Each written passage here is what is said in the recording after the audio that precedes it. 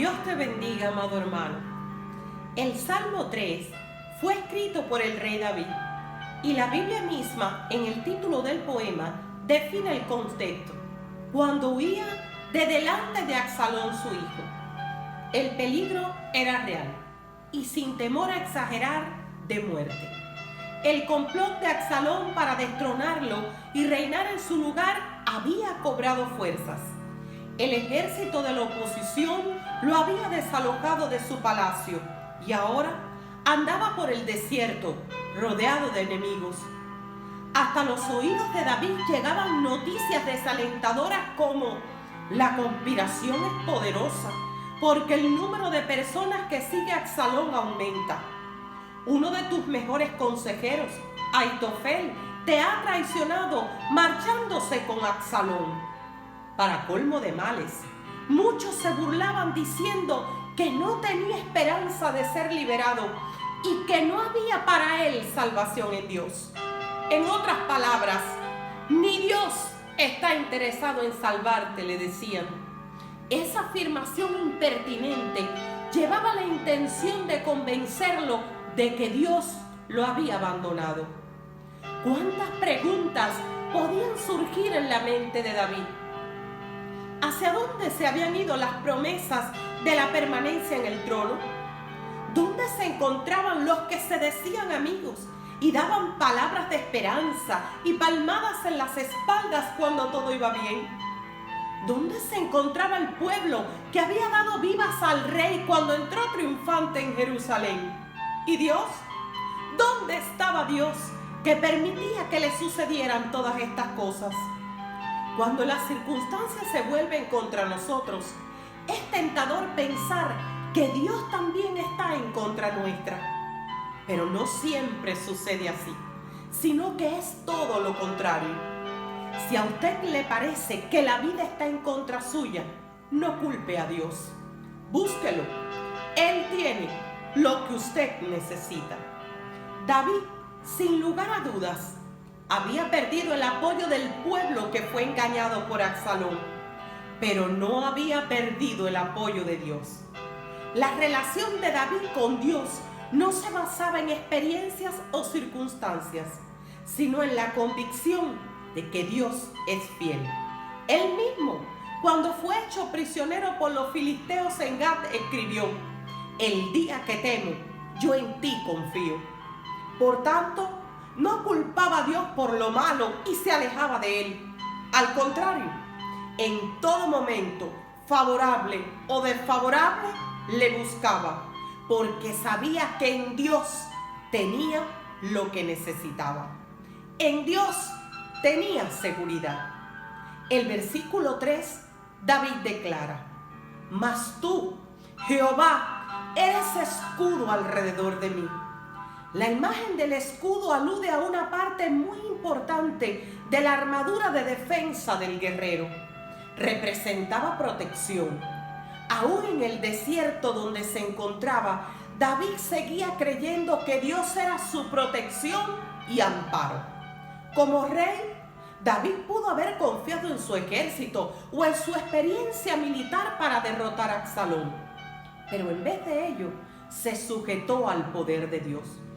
Clamó desde lo profundo de su alma con una oración intensa y sentida. Él expresó: con mi voz clamé a Jehová y él me respondió desde su monte santo. Clamor y respuesta. ¡Qué binomio tan perfecto para ahuyentar el temor! Ahora David estaba tranquilo. Sabía que Dios estaba al control. En Dios, David tenía honra.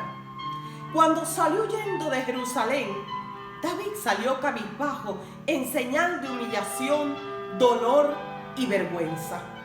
La Biblia dice que iba llorando, llevaba la cabeza cubierta y los pies descalzos. Sin embargo, en el versículo 3, David llama al Señor mi gloria y el que levanta mi cabeza. Levantar la cabeza era generalmente una imagen legal y jurídica y puede aludir al gesto del juez cuando declaraba la inocencia de algún acusado y le ordenaba levantar la cabeza delante de los que le acusaban. En el contexto teológico y espiritual del Salmo, la expresión revela que de un lado, el salmista acepta la gravedad de su condición y del otro, reconoce la capacidad divina de liberación. La honra de David no estaba en sentarse sobre un trono, sino en el Dios que lo había sentado en el trono.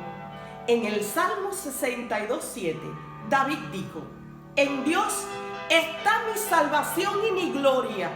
En Dios está mi roca fuerte y mi refugio. Levanta la cabeza. No tienes por qué temer ni estar triste. Dios está contigo y te guarda. En Dios, David tenía paz. El sueño no se concilia fácilmente en medio de una crisis. David pudo haber pasado noches en vela pensando qué sería de él, de sus familiares, de los hombres valientes y fieles que componían su ejército. Sin embargo, él escribió: yo me acosté y dormí, y desperté porque Jehová me sustentaba. ¿Qué hizo que en medio de un peligro de muerte David durmiera tranquilamente? Pues la seguridad de una oración contestada. Es fácil dormir bien cuando aceptamos con plena seguridad que Dios tiene las riendas de nuestra vida. En vez de pasar la noche desvelado pensando cómo resolver sus problemas, emplee su tiempo orando. Luego, confíe y descanse. La paz que trae la oración supera la falta de sueño ocasionada por las tensiones de la vida. Isaías 26:3 dice: tú guardarás en completa paz aquel cuyo pensamiento en ti persevera, porque en ti ha confiado. Y Filipenses 4:6 expresa: no se preocupen por nada, en cambio, oren por todo. Díganle a Dios lo que necesitan y denle gracias por todo lo que Él ha hecho. La confianza de David llegó a ser triunfante. Él empezó el salmo quejándose de la fuerza y de la malicia de sus enemigos, pero concluye regocijándose en el poder y la gracia de su Dios. A los burladores que decían: ni Dios se preocupa por salvarte, David responde: la salvación es de Jehová, sobre tu pueblo sea tu bendición. David estaba seguro que Dios tenía poder para salvarlo, aunque el peligro fuera inmenso. Cuando todo parecía ir en contra suya, David no culpó a Dios, sino que lo buscó. Y en Dios encontró lo que él necesitaba: seguridad, honra y paz. Por eso, si le parece que la vida está en contra suya, no culpe a Dios ni se aleje de Él. Búsquelo. Dios tiene lo que usted necesita. Dios te bendiga.